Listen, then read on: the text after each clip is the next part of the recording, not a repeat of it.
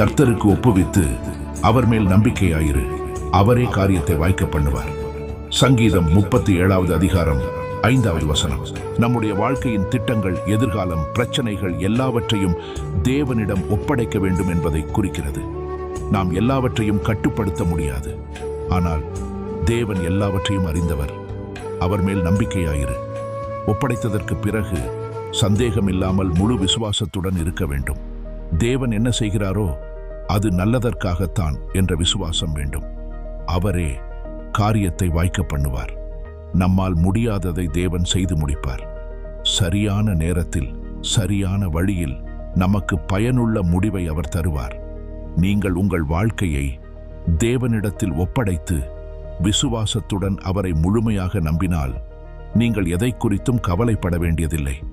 தேவன் உங்களுக்காக செயல்பட ஆரம்பிப்பார். உங்களுடைய வாழ்க்கையின் அனைத்து தேவைகளையும் கர்த்தர் நிறைவேற பண்ணுவார். பிரச்சனைகள், அவமானங்கள், தோல்விகள் எது நடந்தாலும் பயப்படாதிருங்கள்.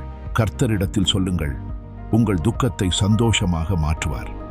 எந்த ஒரு காரியத்தை குறித்தும் முடிவெடுக்கும் போது ஜெபித்து கர்த்தரிடத்தில் ஒப்படைத்துவிட்டு பொறுமையுடனும் விசுவாசத்துடனும் காத்திருங்கள். அவர் உங்கள் வாழ்க்கையை அழகாக நடத்துவார். இன்றைய நாள் உங்களுக்கு ஆசீர்வாதமான நாள்.